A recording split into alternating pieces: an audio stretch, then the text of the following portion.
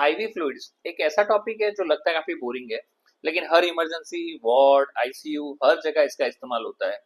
अगर आप गलत फ्लूइड चूज करते हो, गलत रेट से देते हो, गलत इंडिकेशन से देते हो, तो पेशेंट की कंडीशन अच्छे की जगह ज्यादा खराब हो सकती है। तो इस वीडियो में हम बात करेंगे डिटेल में आईवी फ्लूइड्स के बारे में, उसके टाइप्स के बारे में, क्या यूजेज है, कॉम्प्लिकेशंस क्या हो सकते हैं, और काफी सारी अलग सी प्रैक्टिकल टिप्स है। तो चलिए शुरू करते हैं। तो सबसे पहले आईवी फ्लूइड्स जो होते हैं उसको ब्रॉडली दो कैटेगरीज में डिवाइड करते हैं। तो नंबर वन होता है क्रिस्टलॉइड्स। ये सॉल्यूशंस जो होते हैं जिसके अंदर वाटर के साथ स्मॉल मॉलिक्यूल्स होते हैं, जैसे कि सोडियम है, क्लोराइड है, ग्लूकोज है, पोटेशियम है। दूसरे होते हैं जो होते हैं कॉलॉइड्स। कॉलॉइड्स मतलब ये सॉल्यूशंस जो होते हैं जिसमें बड़े मॉलिक्यूल्स होते हैं, जैसे कि एल्ब्यूमिन है, जिलेटिन है, स्टार्च है, जो कि प्लाज्मा ऑन्कोटिक जो प्रेशर होता है हमारा उसको बढ़ाते हैं। अब क्रिस्टलॉइड्स जो है उसको फर्दर तीन कैटेगरीज में डिवाइड करते हैं बेस्ड ऑन देयर टोनिसिटी। तो उसमें होते हैं आइसोटोनिक फ्लूइड्स, जिसके अंदर ऑस्मोलालिटी जो होती है वो जो प्लाज्मा ऑस्मोलालिटी होती है उसके इक्वल होती है। दूसरे होते हैं हाइपोटोनिक फ्लूइड, जिसके अंदर प्लाज्मा से लो ऑस्मोलालिटी होती है। और तीसरे होते हैं हाइपरटोनिक फ्लूइड, जिसके अंदर प्लाज्मा से हाई ऑस्मोलालिटी होती है। तो टोनिसिटी का मतलब सिंपल लैंग्वेज में समझे ना, तो फ्लूइड को पानी सेल के अंदर जाएगा, जैसे हाइपोटोनिक होगा तो अंदर जाएगा, हाइपरटोनिक होगा तो सेल से बाहर निकलेगा। तो ये सिंपल सा उसको लैंग्वेज में समझ सकते हैं। अब वन बाय वन सब देखते हैं। सबसे पहले आते हैं आइसोटोनिक क्रिस्टलॉइड्स। ये एक सबसे कॉमन ग्रुप है। आइसोटोनिक क्रिस्टलॉइड्स जो होते हैं ये प्लाज्मा का वॉल्यूम जो होता है उसको एक्सपांड करते हैं विदाउट चेंजिंग सेल्स, बिकॉज वो आइसोटोनिक है प्लाज्मा से। उसके अंदर जो कॉमनली आते हैं उसमें आते हैं नॉर्मल सलाइन, मतलब उसको हम बोलते हैं 0.9% सलाइन भी बोलते हैं। उसके अंदर सोडियम जो होता है 150 और क्लोराइड भी 154 मिली इक्विवेलेंट पर लीटर होता है। ये स्लाइटली हाइपरटोनिक होता है, आइसोटोनिक नहीं बोलेंगे। इंडिकेशंस उसके होते हैं उसमें hypovolemia, vomiting, diarrhoea, shock, hyponatremia के अंदर यूज होता है। इसके ओवर यूज से क्या हो सकता है, हाइपरक्लोरेमिक मेटाबॉलिक एसिडोसिस हो सकता है, स्पेशली आप जब large volume 2 to 3 litre per day देते हो तो। ऑल्सो ये डाइल्यूशनल कोएगुलोपैथी और इंटरस्टिशियल एडिमा भी करवा सकता है। सेकंड है रिंगर्स लैक्टेट, आरएल। ये काफी ज्यादा फिजियोलॉजिक है। उसके अंदर sodium, potassium, calcium and chloride होते हैं, और लैक्टेट भी होता है जो कि लीवर के अंदर कन्वर्ट होता है बाइकार्बोनेट के अंदर। ये बर्न्स के अंदर, डिहाइड्रेशन के अंदर, पेनक्रेटाइटिस के पेशेंट में पोस्ट ऑफ फ्लूइड्स की तरह भी यूज हो सकता है। इसको लीवर फेलियर में अवॉइड करना होता है क्योंकि ये मेटाबोलाइज नहीं कर पाता लीवर लैक्टेट को। रीनल फेलियर में अवॉइड करते हैं क्योंकि हाइपरकैलेमिया करवा सकता है, और ब्लड ट्रांसफ्यूजन के टाइम पे अवॉइड करते हैं कैल्शियम के कंटेंट की वजह से। फिर आता है प्लाज्मा लाइट। प्लाज्मा लाइट जो है वो काफी बैलेंस है, better than NS and RL in acid base जो होता है उसके अंदर। इसके अंदर कैल्शियम भी नहीं होता तो ब्लड के साथ दे सकती हो, बट ये काफी थोड़ा एक्सपेंसिव रहता है। फिर जो सेकंड आता है वो है हाइपोटोनिक फ्लूइड। हाइपोटोनिक फ्लूइड मतलब कि इसका जो वाटर कंटेंट है वो ज्यादा है और सॉल्यूट कंटेंट कम है।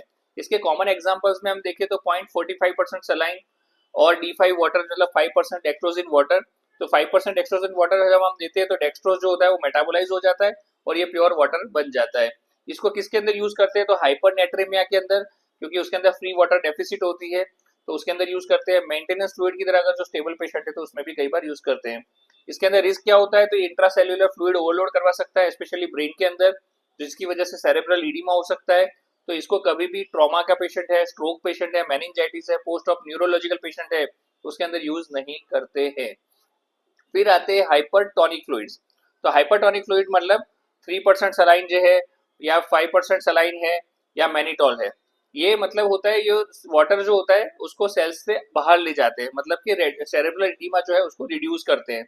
इसके इंडिकेशंस में क्या होता है, तो सबसे पहला जो सिम्टोमेटिक सीवियर हाइपोनेट्रीमिया, सिम्टोमेटिक मतलब पेशेंट को सीजर आ गए और सोडियम 120 से कम है, या रेज इंट्राक्रैनियल प्रेशर के अंदर यूज होता है। रिफ्रैक्टरी सेरेब्रल एडिमा है किसी पेशेंट को तो उसके अंदर भी हाइपरटोनिक सॉल्यूशंस यूज होते हैं। इसके रिस्क क्या है, तो इसका करेक्शन बहुत स्लोली करना चाहिए, ओवर करेक्शन होता है ऑस्मोटिक डिमाइलेशन सिंड्रोम जो काफी डेंजरस होता है। Always correct slowly, maximum 8 to 10 milliequivalent पर लीटर इन 24 आवर्स। तो ये चीज बहुत ज्यादा ध्यान रखनी है। फिर अब बात करते हैं कॉलॉइड्स के बारे में। तो कॉलॉइड्स के पास क्या होता है, लार्ज मॉलिक्यूल्स होते हैं जिसकी वजह से इंट्रावास्कुलर स्पेस के अंदर लंबे टाइम तक रहते हैं ये। तो उसके एग्जांपल्स में क्या है, तो एल्ब्यूमिन 5% और 25%, हेटा स्टार्च जो कि आर्टिफिशियल है बट अभी अवॉइड करते हैं हम उसको, जिलेटिन बेस्ड फ्लूइड जो होते हैं ये सब जो है वो कॉलॉइड्स है। इसके इंडिकेशंस मेनली क्या होते हैं, तो कई बार हाइपो एल्ब्यूमिन है, जैसे कि एल्ब्यूमिन लेस देन 2.5 उसके साथ काफी इडीमा है पेशेंट को, उसके अंदर दे सकते हैं। स्पॉन्टेनियस बैक्टीरियल पेरिटोनाइटिस मतलब एसबीपी के अंदर, लार्ज वॉल्यूम पैरासिंथेसिस करते हैं तो उसके अंदर, और कुछ सिलेक्टेड केसेस जो होते हैं नेफ्रोटिक सिंड्रोम में उसमें कई बार देते हैं। इसके अंदर प्रॉब्लम्स क्या है, तो एक तो सर्वाइवल बेनिफिट इसका क्रिस्टल के ओवर कुछ है नहीं, एक्सपेंसिव है थोड़े, starches can cause एकेआई and कोएगुलोपैथी, so always उसका जो बेनिफिट वर्सेस रिस्क रेशियो है उसको देख के अगर जो बेनिफिशियल है तो देना है, नहीं trips. Fluid is equal to drug, तो हर पेशेंट को NS 100 ml/h या RL 100 ml/h लिखना इज बैड प्रैक्टिस। आपको पेशेंट के हिसाब से डिवाइड अलग अलग आपको लिखना है। Daily maintenance is equal to 25 to 30 ml/kg/day होता है नॉर्मल पेशेंट के अंदर। मॉनिटर करना है ब्लड प्रेशर को, पल्स को, यूरिन आउटपुट को, जेवीपी को, चेस्ट ऑस्कल्टेट करना है। अगर रेल से पेशेंट को मतलब पेशेंट ओवरलोड में है, अगर पेशेंट को CH है मतलब हार्ट फेलियर है, CKD पेशेंट है, एल्डर पेशेंट, तो वेरी स्लो शुरू करो। शॉक में है तो बोलस दो 500 ml NS और RL दो, 15 to 30 मिनट्स में रीअसेस करो। ऑलवेज रीअसेस, एक बार लिख दिया कि भाई हाँ इतना 100 ml/h दे दिया, ऐसा नहीं होता, आपको पेशेंट की कंडीशन के हिसाब से चेंज करना है। तो fluid therapy is equal to dynamic process, not a static order. ये था कंप्लीट ब्रेकडाउन IVF फ्लूइड्स का फिजिशियन लेवल का विद क्लिनिकल डेप्थ। तो इस वीडियो को सेव करो, रिवाइज करो और कॉन्फिडेंटली फ्लूइड लिखना शुरू करो। IVF fluids, the most powerful yet most misused prescription. Thank you. Follow for more.